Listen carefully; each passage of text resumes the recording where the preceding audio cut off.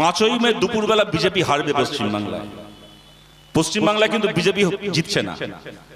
5ই মে BJP গোহারা হারছে। আমি দেখতে চাই 4 মে, আমি দেখতে চাই 4 মে দুপুর 2টোর পরে শুভেন্দু অধিকারী আর কত মিনিট বিজেপি থাকে আর ক কেজি হিন্দু থাকে 4 মে দুপুরবেলার পরে শুভেন্দু অধিকারী আমরা দেখতে চাই। শুনুন, আমাদের না পতাকা বদলানোর অভ্যেস নেই। আমাদেরকে নিয়ে বলে না দেশদ্রোহী, হাতে পাকিস্তানের পতাকা, এই পতাকা সেই পতাকা। আমাদের পতাকা বেচার অভ্যেস নেই। শুভেন্দু অধিকারীর হাতে একটা সময় কংগ্রেসের পতাকা ছিল, তারপরে তৃণমূল থেকে ভালো অফার পেলো, হাতে কংগ্রেসের পতাকা ফেলে দিয়ে তৃণমূলের পতাকা তুলে নিল। তারপর বিজেপি থেকে ভালো অফার পেলো, তৃণমূলের পতাকাটাকে ফেলে দিয়ে হাতে বিজেপির পতাকা তুলে নিল। আজকের হাতে ভারতের পতাকা রয়েছে, কালকে পাকিস্তানের কাছ থেকে ভালো টাকা পয়সা পাবে, ভারতের পতাকা ফেলে দিয়ে পাকিস্তানের পতাকা তুলে নেবে এই শুভেন্দু অধিকারী। আরে আমরা কোনোদিন হাতে লাল পতাকা বিক্রি করিনি, আমরা কোনোদিন দেশের জাতীয় পতাকাও বিক্রি করবো না। যে পতাকা নিয়ে জন্মেছি সেই পতাকা নিয়ে মরবো। শুভেন্দু ফুভেন্দুর কাছ থেকে আমাদেরকে দেশ শিখতে হবে না, এই সমস্ত পতাকা বেচা মালের কাছ থেকে আমাদেরকে পতাকা শিখতে হবে না। কিন্তু আপনাদেরকে বলছি, ও 3টে পার্টি পাল্টেছে জীবনে। এই মে মাসের 4 তারিখ বিজেপি হারবে পশ্চিমবাংলায়। বিজেপির অনেক পুরনো নেতা রয়েছে, দিলীপ ঘোষ হয়তো তারপরে বিজেপি করবেন, শ্রমিক ভট্টাচার্য তারপরেও বিজেপি করবেন। কিন্তু এই সমস্ত পতাকা বেছে খাওয়া মাল যারা মন্ত্রী হওয়ার জন্য তৃণমূলে গেছিল, তারপরে আবার ওখানে ভাইপো এসে গেছে বলে দেখলো তৃণমূলের আমি একদিন যুবরাজ ছিলাম, এখন মমতা ব্যানার্জির নিজের ঘরের যুবরাজ এসে গেছে, আমার সেই অকাত থাকলো না তৃণমূলে, আমি চললাম বিজেপিতে। এইসব যারা করেছে না, তারা হারার জন্য বিজেপি করেনি। যেদিন বিজেপি হারবে পশ্চিমবাংলায়, পরের দিন থেকে কিন্তু বিজেপি পার্টিটাকে খুঁজে পাওয়া যাবে না।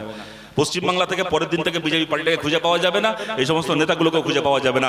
এই মাটিতে আমরা ছিলাম, আমরা আছি, এই মাটিতে আমরা থাকবো। বামপন্থীদেরকে জেতান। পশ্চিমবাংলার পঞ্চায়েতগুলো এখন লুটের আঁকড়া, বাস্তু কুকুর বাসা হয়ে রয়েছে।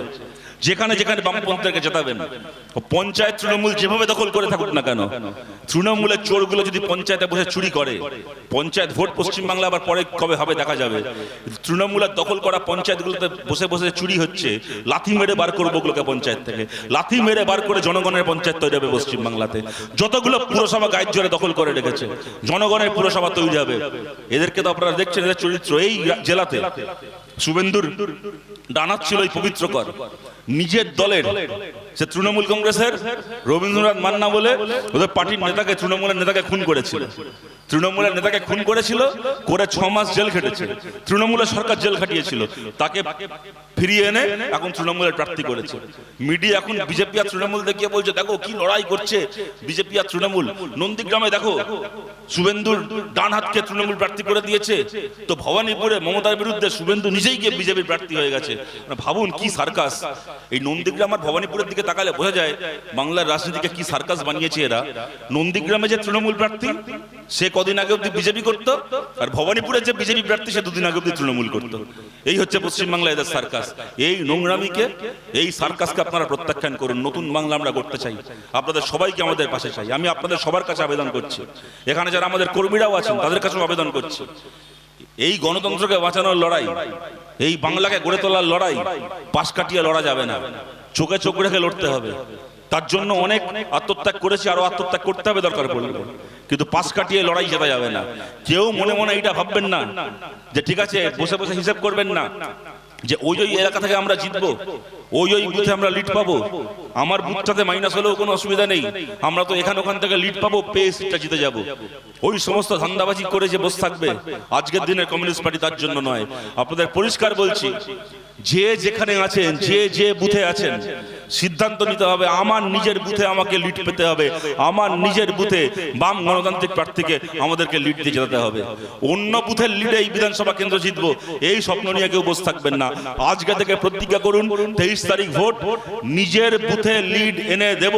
নিরঞ্জন সিং পাঁশকুড়া পশ্চিম থেকে জিতবেন। দেখুন আপনাদের কাছে একটা কথা বলছি, 294টা আসনে আমরা লড়াই করছি মানে এই নয় যে 294টা আসনে আমরা জিতবো। সবাই জানে সব আসন আমরাও জিতবো না, সব আসন বিজেপিও জিতবে না, সব আসন তৃণমূলও জিতবে না।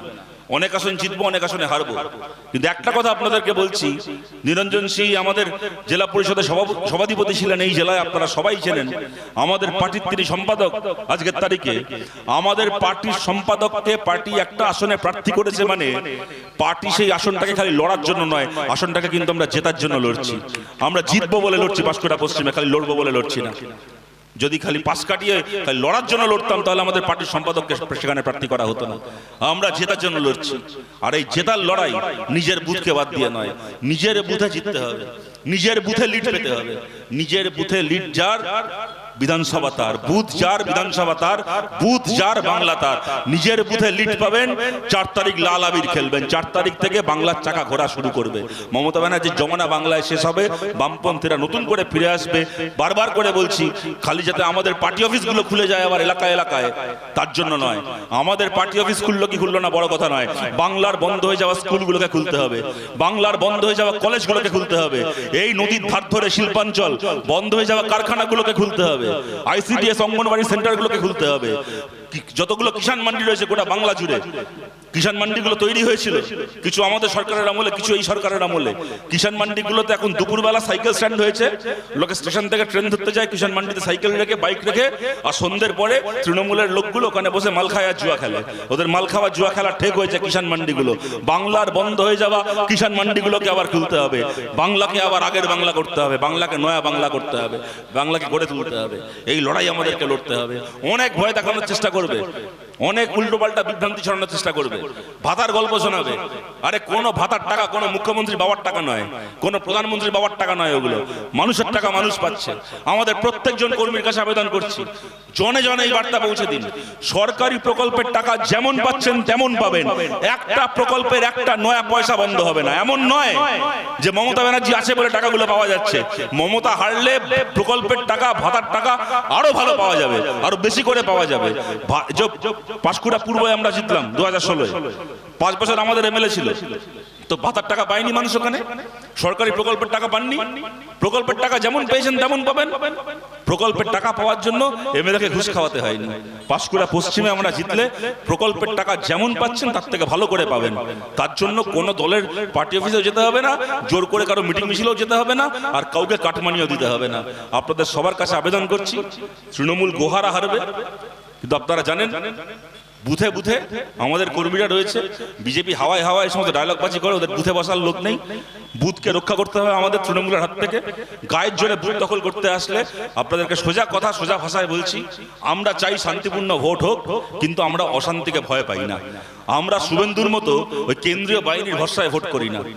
আপনারা দেখেছিলেন পঞ্চায়েতের আগে শুভেন্দু কেন্দ্রীয় বাহিনী বলে ছুটছিল। আমরা বলেছিলাম কোনো কেন্দ্রীয় বাহিনী লাগবে না, জনগণের বাহিনীর জোরে আমরা ভোট করব। জনগণের বাহিনীর জোরে ভোট করেছি। পশ্চিমবাংলায় বিজেপি মুছে গেছে পঞ্চায়েতে, তৃণমূলকে আমরা দৌড় করিয়েছি। এইবারও বলছি, কোনো কেন্দ্রীয় বাহিনীর ভরসায় থাকবেন না। ওই টিভিতে এখন অনেক কিছু দেখাবে, কেন্দ্রীয় বাহিনী এই করছে, নির্বাচন কমিশন ওই করছে, এর সব আমাদের দেখা আছে। প্রত্যেকবার এরকম বড় বড় কথা শুনি, ভোটের 2 দিন আগে থেকে খুঁজে পাওয়া যায় না। কোনো কেন্দ্রীয় বাহিনীর ভরসায় থাকবেন না। যোগাযোগ রাখতে হবে, নির্বাচন কমিশনের সঙ্গে যোগাযোগ রাখতে হবে, বাহিনীর সঙ্গে যোগাযোগ রাখতে হবে, কোথাও কোনো সমস্যা হলে অভিযোগ করতে হবে, কিন্তু এই আশায় থাকবেন না যে ওই অভিযোগের ভিত্তিতে কোনো কাজ হবে। জানবেন পশ্চিমবাংলায় কিন্তু যেরকম ইডি সিবিআই বাইরের রাজ্যে বাঘ, অন্য রাজ্যের মুখ্যমন্ত্রীদেরকে ধরে ফেলে, এখানে মুখ্যমন্ত্রী ভাইপোকে ছুতে পারে না। ইডি সিবিআই যেমন মোদির বাহিনী, বাইরের রাজ্যে বাঘ, বাংলায় এসে বেড়াল হয়ে যায়, সেরম কেন্দ্রীয় বাহিনী অন্য রাজ্যে বাঘ, ওরা বাংলায় আসলে ওই মোদির বাহিনী তখন দিদির বাহিনী হয়ে যায়। কোনো বাহিনীর ভরসায় থাকবেন না। বুথে বুথে জনগণের বাহিনী তৈরি করতে হবে। বুথকে রক্ষা করতে পারলে বিধানসভা পাঁশকুড়া পশ্চিম আমরা জিতবো, এবং তার জন্য যে লড়াই করতে হয় করতে হবে। আপনাদের সোজা কথা সোজা ভাষায় বলছি, তৃণমূল যে ভাষা বোঝে ওদের সঙ্গে সেই ভাষায় কথা বলে বুথকে রক্ষা করতে হবে।